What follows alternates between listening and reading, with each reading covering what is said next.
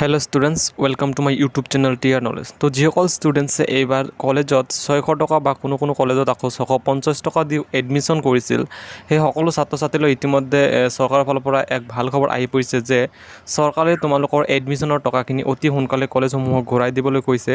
আৰু ইতিমধ্যে বহুতো কলেজে ৰিফাণ্ড মেৰিট লিষ্টসমূহ প্ৰকাশ কৰিছে, কিন্তু এই ৰিফাণ্ড মেৰিট লিষ্টত বহুতো ষ্টুডেণ্টৰ নাম আহিছে, আকৌ বহুতৰে অহা নাই। আৰু যিসকলৰ নাম আহিছে সেইসকলকতো টকা ঘূৰাই দিছে 600 টকাটো, কিন্তু যিসকলৰ নাম অহা নাই সেইসকলৰ টকা এতিয়ালৈকে ঘূৰাই দিয়া নাই। তো যদিহে তোমাৰো নাম সেই ৰিফাণ্ড মেৰিট লিষ্টত অহা নাই, তো তোমাৰ টকাটো কলেজৰ পৰা ঘূৰাই দিবনে নাই সেই বিষয়ে আজিৰ এইটো ভিডিঅ'ত জনাম। আৰু লগতে এই তোমালোকৰ কলেজৰ পৰা টকা ঘূৰাই দিয়া সম্বন্ধে মুখ্যমন্ত্ৰী ডাঙৰীয়াই কি ক'লে সেইটোও শুনাম। তো তোমালোকে ভিডিঅ'টো প্ৰথমৰ পৰা শেষলৈকে চাবা, তেতিয়াহে ভালকৈ বুজি পাবলৈ সক্ষম হ'বা। লগতে চেনেলত প্ৰথমবাৰৰ ভিজিট কৰিলে প্লিজ চেনেলটো ছাবস্ক্ৰাইব কৰি দিবা আৰু কাষতে থকা বেল আইকনটো প্ৰেছ কৰি দিবা, যাতে এনে গুৰুত্বপূৰ্ণ আপডেটবোৰ তুমি সদায় পাই থাকিবলৈ সক্ষম হোৱা। তো বলা পলম নকৰি আমি আজিৰ ভিডিঅ'টো আৰম্ভ কৰোঁ।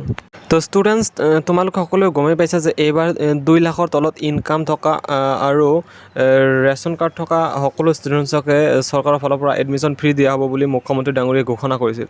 কিন্তু ইয়াৰ সত্ত্বেও সকলো কলেজতে এডমিশ্যনৰ সময়ত ষ্টুডেণ্টসমূহৰ পৰা 600 টকা বা আকৌ কোনোবা কলেজত আকৌ 650 টকা কৰিও লৈছে। আৰু এই এডমিশ্যন কৰাৰ পিছত তোমালোকৰ সকলো মোবাইলত এটা মেছেজো আহিছিল যে 10 জুলাইৰ ভিতৰত চৰকাৰে তোমালোকৰ এডমিশ্যনৰ ফিজটো কলেজসমূহক পৰিশোধ কৰিব, আৰু তোমালোকৰ এডমিশ্যনৰ সময়ত যিখিনি টকা কলেজসমূহে লৈছে সেই টকাসমূহ তোমালোকক পুনৰ ঘূৰাই দিয়া হ'ব বুলি এটা মেছেজ আহিছিল।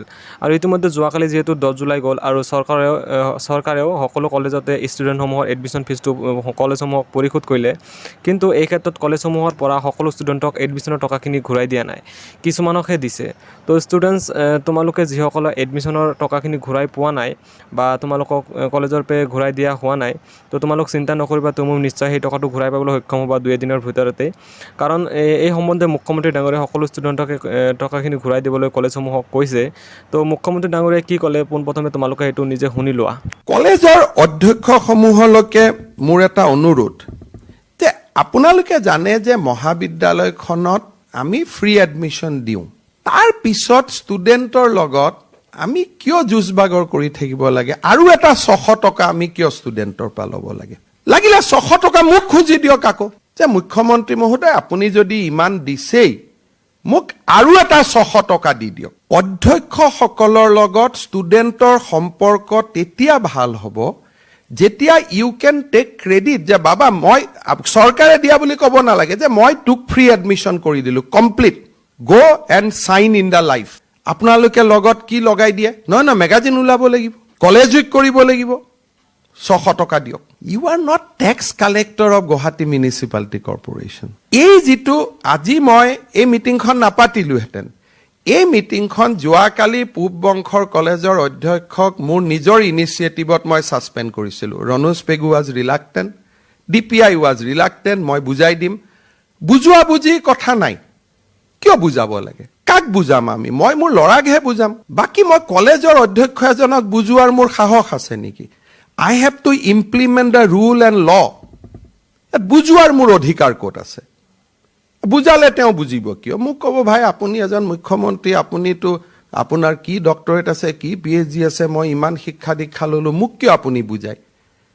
আমাৰতো বুজোৱা কাম নহয়, না বুজনি লোৱাটো আপোনালোকৰ কাম। Being the government employee, public servant, it is your responsibility to obey the government order in toto. আজি বেলেগ বাদ দিয়ক, মুখ্যমন্ত্ৰীৰ সমষ্টিৰ শুৱালকুছি কলেজতে 600 টকা উঠাই দিছে অধ্যক্ষজনে। মোলৈকে লৰাইটো আৰু অসত্য কথা নকয়, হোৱাটছআপত আহিব, ফেচবুকত আহিব, and I have a connectivity with the student community. মোৰ ৰিকুৱেষ্ট, আজি গৈ আপোনালোকক লাগিলে 600 টকা মই আৰু বেছিকৈ দি দিম, কোনো অসুবিধা নাই, but free admission should be free admission. ইয়াত কোনো ডাইলুশ্যন হ'ব নালাগে। এটা চামৰ পৰা আপোনালোকে টকা লয়, যোন সমাজত সমৰ্থবান, 4 লাখ টকাৰ ওপৰত ইনকাম আছে। এইবাৰ আমাৰ চাৰ্কুলাৰ 2 লাখ টকা আছিলে, কিন্তু পিছত আমি ডাইলুট কৰি দিলোঁ যে ৰেচন কাৰ্ডখন থাকিলে দিব। বাই ইমপ্লিকেশ্যন 4 লাখ হ'ল, যদিও গভৰ্ণমেণ্টে 2 লাখ টকালৈকে দিয়ে, কিন্তু এইবাৰ আমি যিহেতু ৰেচন কাৰ্ডখনৰ ওপৰতে বিনামূলীয়া এডমিশ্যন দিব ক'লোঁ, ইনকাম বাৰ হেজ গান আপ টু 4 লাখ ৰুপিজ। যেতিয়া 4 লাখ টকা আমাৰ ইনকাম বাৰ হ'ল, তাৰ ওপৰৰ ফিজ আপোনালোকৰ লগত আছে।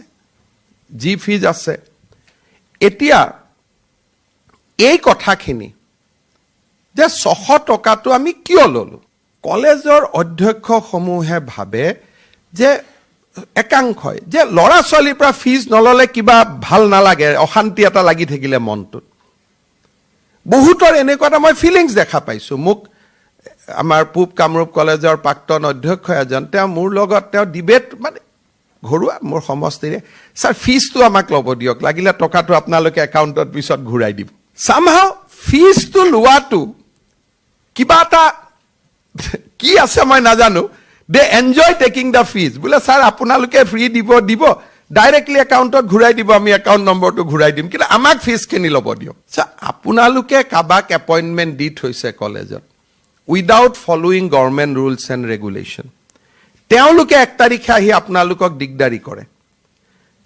আপোনালোকৰ নেপটিজিমটোৰ কাৰণে don't put government in trouble মইতো ভিতৰখিনি বুজি পাওঁ যে আপোনালোকৰ সমস্যাটো ক'ত দুজন গ্ৰেড 3 এপইণ্টমেণ্ট দি থৈ দিছে দুজন গ্ৰেড 4 এপইণ্টমেণ্ট দি থৈ দিছে দুজন ফেকাল্টি এপইণ্টমেণ্ট দি থৈ দিছে আৰু গভৰ্ণমেণ্টৰ চকুত সেইখিনি পৰিব নালাগে মইতো ভিতৰখিনি বুজি পাওঁ যে আপোনালোকৰ সমস্যাটো ক'ত দুজন গ্ৰেড 3 এপইণ্টমেণ্ট দি থৈ দিছে দুজন গ্ৰেড 4 এপইণ্টমেণ্ট দি থৈ দিছে দুজন ফেকাল্টি এপইণ্টমেণ্ট দি থৈ দিছে আৰু গভৰ্ণমেণ্টৰ চকুত সেইখিনি পৰিব নালাগে খুব ধুনীয়াকৈ এটা সময়ত সেইখিনি আৰু সেই মানুহখিনিয়ে লিখে চৰকাৰে আমাক বঞ্চনা কৰিছে চৰকাৰে আমাক ঠগাইছে আমাক কন্টেক্সুৱেল কৰি ৰাখি থৈ দিছে চৰকাৰে গমেই নাপায় যে এনেকুৱা মানুহ আছে এইটো কলেজে নিজৰ এটা মেকানিজিম কৰে আৰু সেই মেকানিজিমটো এড্ৰেছ কৰিবৰ কাৰণে you transfer the problem to the government যে নহয় আমি ফিজটো ল'ব লাগিব নহ'লে অহা মাহত আমি কেনেকৈ দৰমহা দিম জগদীশমুখী থকাৰ প্ৰায়